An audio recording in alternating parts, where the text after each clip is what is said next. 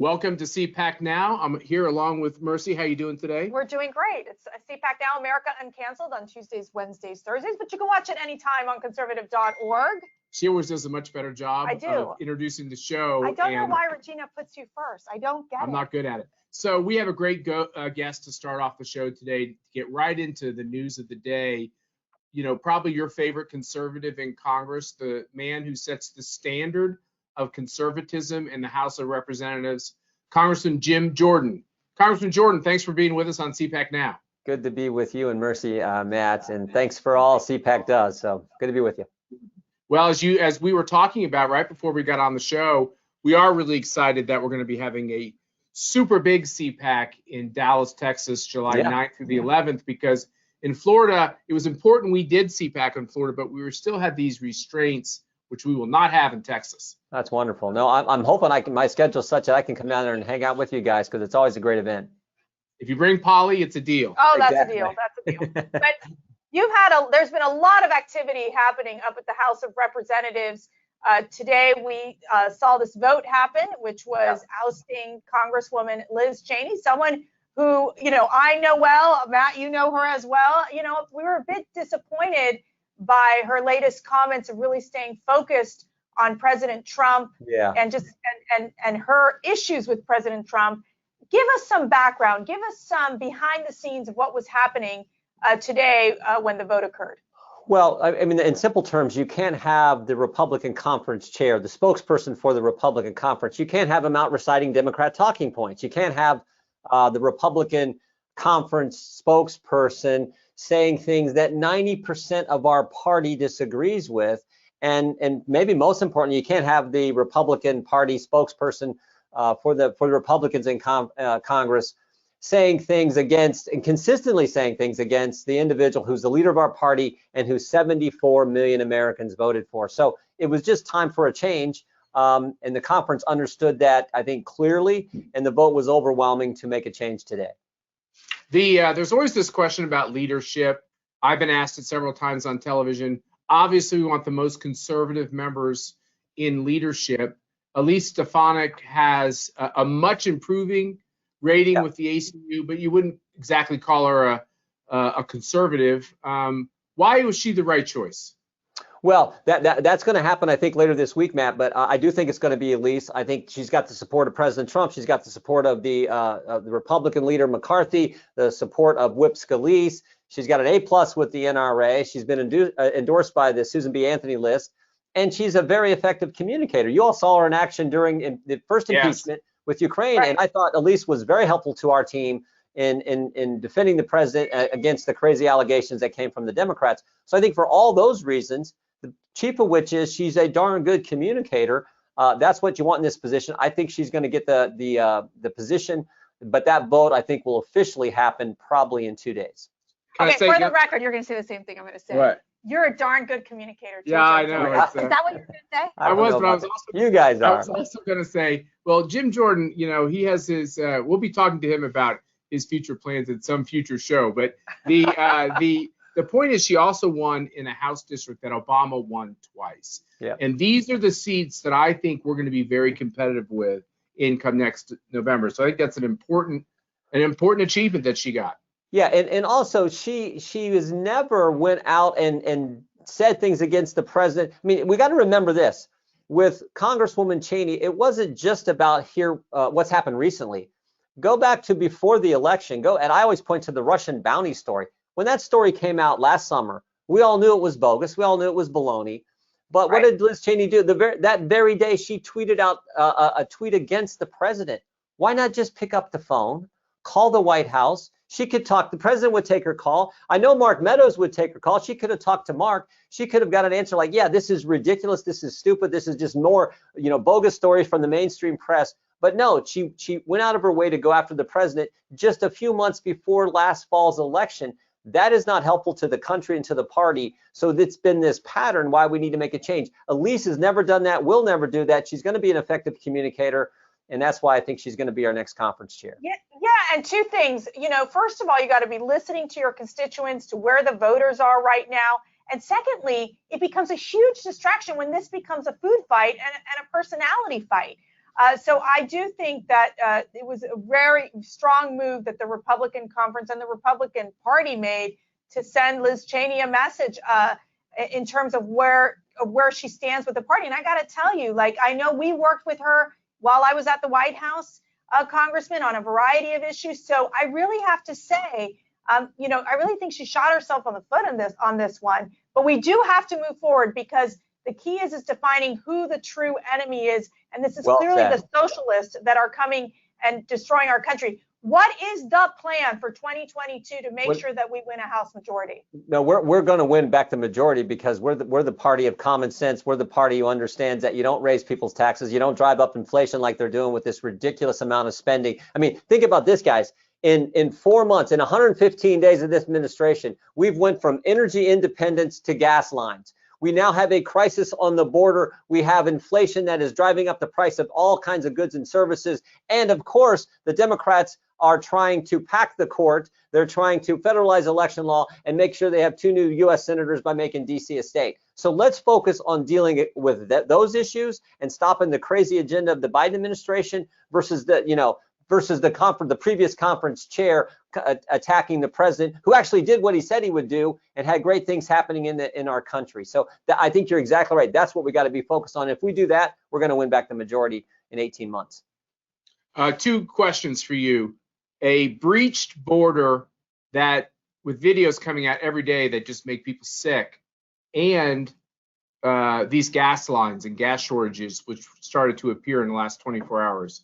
Tell us how important these 2 crises are to the American people.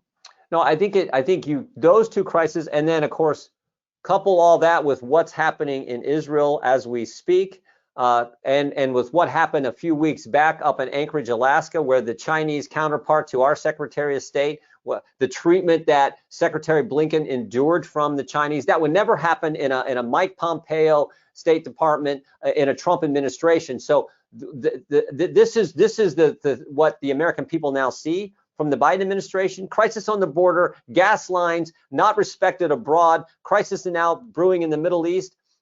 That's what we got in 115 days of this administration. Again, I think that's why the American people, many of them are saying, maybe people who even voted for Joe Biden are saying, wow, I didn't bargain for all this. This is what we're getting. So I think lots of Americans are going to want to make a change, back to Mercedes' point, and we're going to see Republicans take back the House in 2022.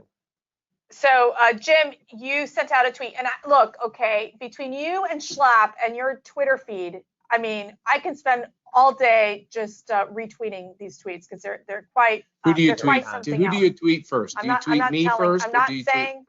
Before it used to be at Donald Trump, but the real Donald Trump, but that doesn't happen anymore. So I'm not going to say. Okay, fine. I'm going to say I retweet Schlapp first, because I guess I'm married. Thank you. So okay. So you came out and you said Joe Biden is the new Jimmy Carter. Stagflation, higher taxes, and rising gas prices. 2021 meets 1979. Schlapp, you responded to Jim Jordan's tweet. Do you want to share that with our viewers? Yeah, I said the only difference is at least Jimmy Carter had nuts. And as those of us who are old remember, he was a peanut farmer. Yeah. And, that's what you're trying to say. See, Jim can't even keep a straight face. Yeah, I would not. You tweeted. Make sure the viewers understand. Matt tweeted that. I didn't. I didn't. No, I'm with you. I think I might have retweeted. And then I retweeted again. I said, Hunter's the new Billy. For those of us who are old enough to remember, there was always one black sheep in the family that gets you in trouble. Yeah, strangely enough, in the Trump family, all his kids seem to be okay. So far. But Jim, let me ask you, who's worse, Biden or Carter? Well, Matt and I are old enough to remember. Mercy, you're not old enough to remember Jimmy Carter, but Matt and I are both old enough to remember that. It was bad. I mean, you think about it. This is the whole 1980 United States hockey team. That was sort of the bright thing coming out of the melees of the Carter years. And I keep coming back to this. In just 4 months in the Biden administration, you can just go down the list. Crisis at the border, now crisis in the Middle East, gas lines at the pumps, inflation going up. They're trying to pack the court. They're trying to federalize election law, and a host of other things that they want to do. The Green New Deal and all the spending. So that is scary. And again, I think many Americans are reevaluating what took place last fall And some who may have voted for Joe Biden are saying, wow, we missed President Trump. And we missed this great president who did more of what he said he would do in his 4 years in office than any president in our lifetime. So, yeah, it's a tough time, but we'll get through it. We're Americans. We got good conservatives who support CPAC all over this country, who have common sense. We'll get through it. It's just going to be tough for a while. But Jim, how can we get through it if you've got S1 happening in terms of, HR1 passed in the House? We'll hopefully make sure that S1 doesn't pass. That's, again, the For the People legislation that the Democrats are pushing to basically federalize our elections. Their goal is a one-party system. How do we fight back on that? Well, we continue to talk about how bad it is. This would be your tax dollars would now pay for the reelection of Nancy Pelosi and Chuck Schumer, just what Americans wanted their tax dollars used to finance the campaigns for members of Congress. So we talk about how bad it is. And frankly, let's hope that Senator Sinema from Arizona and Senator Manchin actually keep their word, actually do what they told their constituents they would do. Right. And not get rid of the filibuster. And if that happens, we'll be okay. We'll survive. We'll hold them off as best we can for the next 18 months. We'll get in power. There'll be a stalemate. And then we'll frame up as Republicans in control of the House where we want to go with the country. We'll have our nominee, which is hopefully President Trump. And then that will be the framework and the context for the 2024 presidential election. And when President Trump wins in 2024, which is what I hope happens, then we can actually really get focused on where we were just a few months back under the Trump administration, good things happening in our country. Jim Jordan, we've seen these woke corporations and CEOs really go after our agenda. Are you one of these members of Congress who many of these corporate PACs have said they won't give you money because you have the audacity to believe in things like voter identification? Yeah, I mean, we had yesterday, supposedly yesterday, Democrats don't even want Republicans who objected on January 6, 2021, who objected to kind of, they don't even want you to co-sponsor their legislation. So this is how ridiculous the cancel culture mindset is for today's left. So yeah, we've had some companies that don't want to help with your campaign and that sort of thing. But look, our job is to focus on doing what we told the American people we were going to do, standing firm for the principles, the institutions, the values that make us the greatest country ever. That's what CPAC does each and every day. That's what we conservatives try to do in Congress. We stay focused on that. We'll get through it. We'll be just fine. Real quick. So what are we going to do about Dr. Fauci? Well, jeepers, Fauci's, he's been all over the place. I asked him a simple question 3 or 4 weeks ago, like, tell us when it ends. When do we get our First Amendment liberties back? I mean, think about this real quick. Yeah, every single First Amendment liberty you have has been attacked and assaulted over the last year. Your right to practice your faith the way you want, your right to petition your government, your right to assemble, your freedom of the press, freedom of speech. Everyone has been systematically targeted. I just want to know when it ends, Dr. Fauci, or are you going to keep playing these games and continue this forever? Look, we all knew this was serious and we treated it as serious when it started, but there comes a point where we say, look, we'd like to have the Constitution, the Bill of Rights, and our First Amendment liberties back, and we'd like to have them fully back. Yeah, amen. Thank you, Jim Jordan, for your voice in Congress, for your constant perfect scores in the ACU scorecard, for your steadfast defense of President Trump and his policies, and for being a great friend to our CPAC family. Keep up the great work, brother. Thank you. Keep up your great work. We appreciate it. Have a great day. We'll be right back with CPAC Now after this short break. Welcome back to CPAC Now, America Uncanceled. Of course, we got to go straight into Schlapp's tweet feed, which is something that you do constantly. I don't know what I'm going to do with you anymore. I know. So one of my favorite was last night we were having a great conversation with our oldest daughter, Viana, and she was trying to go get gas for her car. We're here in Virginia. I don't know what's happening in certain places, but we cannot get gas. The lines are way too long. You drive from one place to the next, and then guess what? It says out of gas. You can't get gas. So we're going to have to be walking home at some point. But Matt tweeted out, there are lines for gas all over the Washington area. Our border is breached. They are canceling pipelines and oil production. China, Russia, and Islamic terrorists are making moves. But in D.C., Democrats are trying to permanently rig elections. But at least everyone is wearing a mask.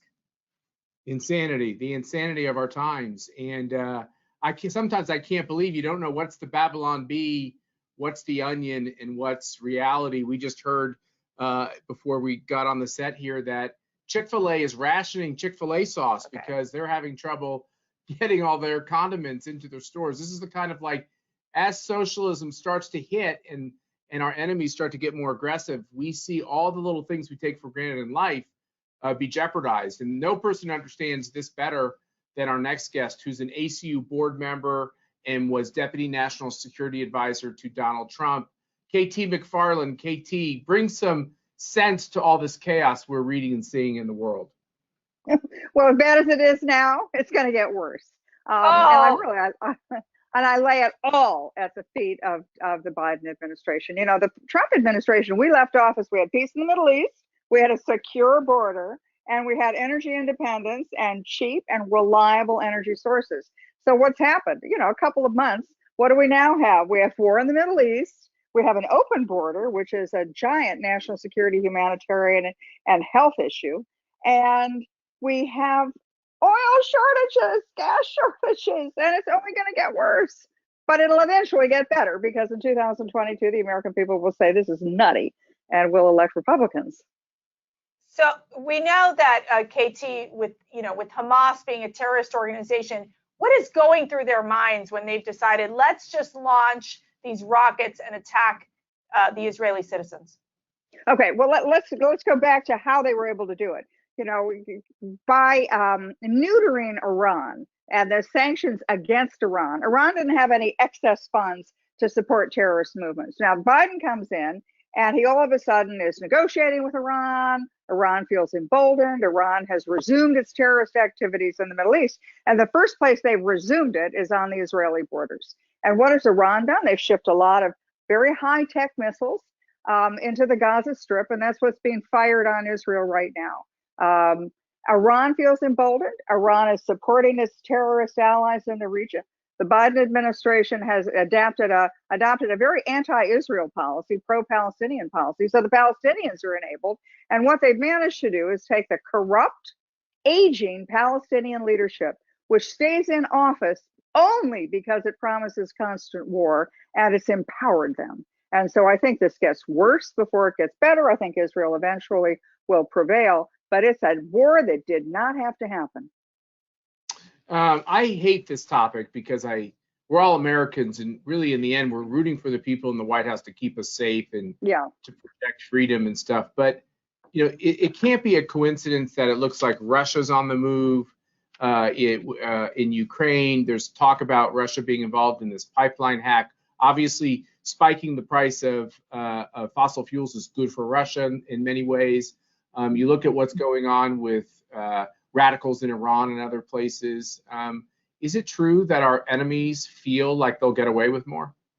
Yeah, I mean, I had talked to former President Trump a couple of weeks ago, and he said, you know, can you believe what these enemies are doing? They would never dare do it in a Trump administration. No. And I think he's absolutely right. And it's not an accident that these are all happening at once. Look, I agree with you, Matt. I mean, I'm an American. I wish foreign policy could end at the water's edge and we could have a bipartisan national security policy and strategy. But the problem is that national security has become so hyper politicized that when the Biden administration came in, they just threw everything out. They just, whatever Trump did, they were going to do the opposite. It didn't matter if it was worse what they were going to do. They just wanted to cancel Trump's foreign policy. So what you're seeing now is the normal testing that adversaries do to a new American president. It's happened, you know, really since World War II. They always, in the first couple of months, they see how far they probe, what can they get away with. It happened to Jimmy Carter. It happened to Ronald Reagan. It happened to Barack Obama. But that is expected. What's not expected is that they're going to have no pushback. And so now you see China's making its move in the South China Sea to dominate and control the world's major maritime trade route. You have Iran, which is going after American and Coast Guard and naval vessels in the Strait of Hormuz, the world's second most important maritime trade route. You have Russia in the Black Sea telling American vessels, don't you dare come here for your annual cruise. You're not allowed to come into the Black Sea. And you have Russian troops on the border of Ukraine. And then finally, you have this hack attack, which the Russians may say, oh, it wasn't us, it wasn't us. Don't believe them.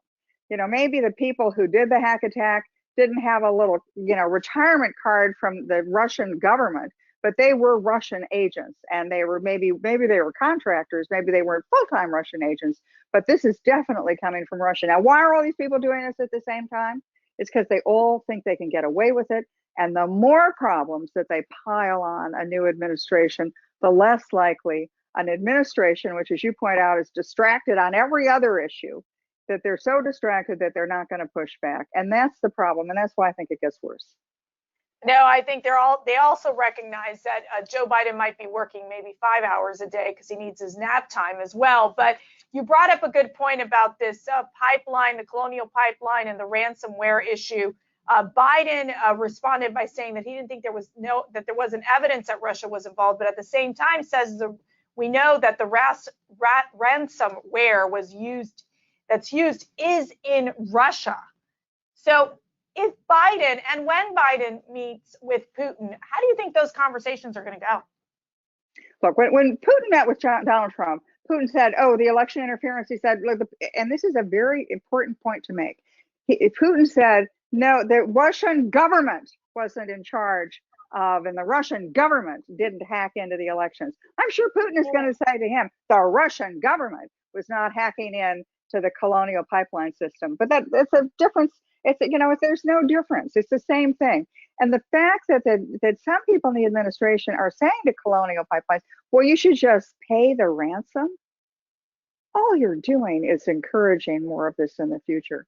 And, you know, I think the Trump administration made a mistake, but the Biden administration has made a bigger mistake. We need a national policy. You know, what is an act of war? Is this economic warfare? What can you not get away with? The whole thing about cyber attacks, and they will be plentiful in the future, is that it's very difficult to figure out who did it and what did they do it and how do you get them to stop. But the one place you don't let it happen is ransomware and criminal gangs working with national states. We had Rick Grinnell on the other day, and we talked about this at CPAC Orlando, Florida. Who's really in charge in the Biden administration?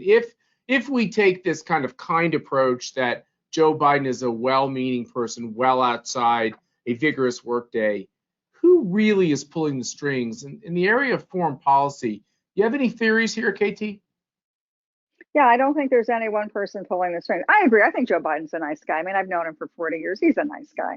But, you know, he's as his own colleague, Bob Gates, who was Secretary of Defense, said the thing about Joe Biden is he's never been right on any foreign policy issue for 40 years. I think the real problem is that you don't really know who's in charge. I mean, on one hand, you have a Department of Homeland Security, which is they're pursuing their own things. You have John Kerry, who former Secretary of State, who is pursuing a climate change agenda, which puts climate change as the single most important national security issue there is. You have a Treasury Department, which is worried about the economic effects. You have a Commerce Department, which is worried about trade with China. And then you have a Defense Department, which has got to deal with the South China Sea, with the Strait of Hormuz and the Black Sea, and the maritime threat posed by Russia, China, and Iran. I don't know who's calling the shots. And that's how our adversaries perceive it. And they try to drive wedges between the different voices that are speaking. I mean, I look at national security and the different things that are coming out of the Biden administration. It's just like the different things about masks. You wear a mask, you don't wear a mask. Oh, you need to have 2 masks. You better be outside. I mean, it's just the same confusion. And it allows our adversaries to really take a nick out of us every time we do it. So I guess it's good that you said Dr. Fauci's not in charge. Okay, so that's one good thing I take out of what you said. I do have a quick question. We asked this to Congressman Jim Jordan. Who's worse, Biden or Jimmy Carter? Oh, I think that Biden is worse because the stakes are higher. I mean, I've said for the last year that Jimmy Carter, Joe Biden is really Jimmy Carter 2.0. What did you have in Jimmy Carter? And I'm old enough to know. You had the United States was getting kicked around all over the world, Soviet Union and even Iran.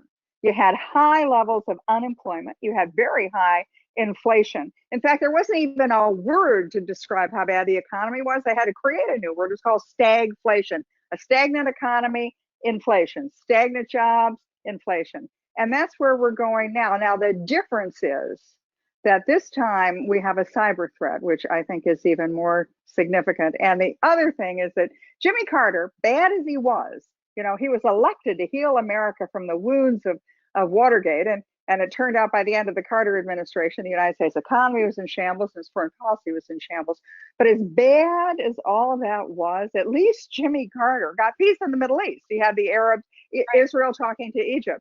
Joe Biden is worse. He's now got everybody in the Middle East fighting with everybody else. Yeah, and I have to say the other big difference is when Jimmy Carter, who was a man of faith, sent out a proclamation about prayer in America, he wasn't afraid to actually say God. When Joe Biden put out his proclamation, he somehow got himself all wrapped up in a theological pretzel and found a way not to call him the divine on the National Day of Prayer. Things in this country have changed so much since the 1970s in so many ways, for the worse, unfortunately. So we all have to keep praying for America for sure, KT. And we also have to learn the lessons of history, which is something that we have to keep reminding ourselves. It doesn't have to be this way. Isn't that right? Oh, yeah. Look, I don't think history repeats itself, but it does rhyme. And we are now in a very sad period of rhyme. And the big difference between today and in the 1970s and the Carter administration, I don't think anybody doubted in the 1970s that America was a great country, a great nation, and people love their nation. I really worry now that the whole cancel culture and wokeism and where we're going now is a very, very dangerous place to be. There are only two superpowers in the world right now that are teaching their students to hate America: China and the United States. Not good. I hate hearing that. I just hate hearing it, but we've got to tell people that it doesn't have to be this way. KT McFarland, thanks for all the work you do for CPAC and all the work you do around the country to educate people and for your public service. Let's keep fighting together. You go for it. I will. I'll be right behind you, Matt. And I'll be behind you. We'll be right back with CPAC Now, America Uncanceled after the short break. For our final segment, we love talking about good news, right? Because we've got to be hopeful as we enter into and continue through 2021 and into 2022. We have to have good news as we enter into the dark winter. No, come on, Schlopp. We just got out of the dark winter. Oh, I'm sorry. We're in the happy spring, and what we do is we need to continue to be happy warriors, but continue the fight. This is not over. This is far from over, and we got to hold these socialists accountable. But this week is National Police Week. We are honoring our heroes, those men and women in law enforcement who protect our communities across the country. Matt, this past week, we had an NYPD officer, Alyssa Vogel, save a 4-year-old girl who was shot in Times Square. And we wanted to just thank Alyssa for her great work and her bravery in ensuring that she was able to save her life. I mean, that is just what we need during this time. The one thing we've learned with all of this ridiculousness of Black Lives Matter violence and the pushback on defunding the cops and the subsequent, astronomical rise in crime is you have to be awfully courageous to put on a first responder uniform these days. You'll get attacked, you might get sued, you might lose your job, but this wonderful officer reminds us why we need the police, why we need cops, and why we should all of us who believe in their mission should stand up for them. Yep, and I know one of my dear friends, Captain Nancy Fernandez, she's down in Miami. I actually went to high school with her, and just being able to watch some of these individuals really stay strong in making sure that that they have this relationship with the communities and be able to keep our communities safe. So we want to thank you all. We recognize the great work that our law enforcement are doing day in and day out and putting their lives on the line. But we also have CPAC Texas coming up July 9th through the 11th. Remember, you go to conservative.org to save your spot. I'm going to tell you, it will sell out. We saw this in Florida. The tickets went quickly, and then we started getting a ton of calls saying, we want a ticket, we want to come. Do not wait. Do not wait. If you plan on going, sign up now before the tickets are gone, because we're going to follow the rules. Once they're gone, they're gone. There's nothing we can do to kind of change that situation. Let me tell you, I'd better register because knowing Matt Schlapp, he won't even let me go. I'll make you pay it for your ticket. You always make us all I make pay my for mother the pay ticket. for her Yeah, ticket. exactly. We're all in this fight together, and we got just in all seriousness. The only reason why we charge for CPAC, it does cost a couple $1 million to put it on, but all the money that we raise at the ACU is going back into these projects and programs to try to defeat socialism. So now more than ever, it's really important for us to use those resources to help the country, and we appreciate all your help. And remember, we started these membership circles. Go to conservative.org to learn more about them. If you want to invest in American Conservative Union, if you want to invest in CPAC, we feel very strongly of the great work that we're doing, the grassroots activity, the opportunity that we continue to educate our youth about the dangers of socialism and definitely stopping this woke culture that we're seeing across the board. Make it stop. Thanks for joining us on CPAC Now, America Uncanceled. We'll be right back with you tomorrow with another great show.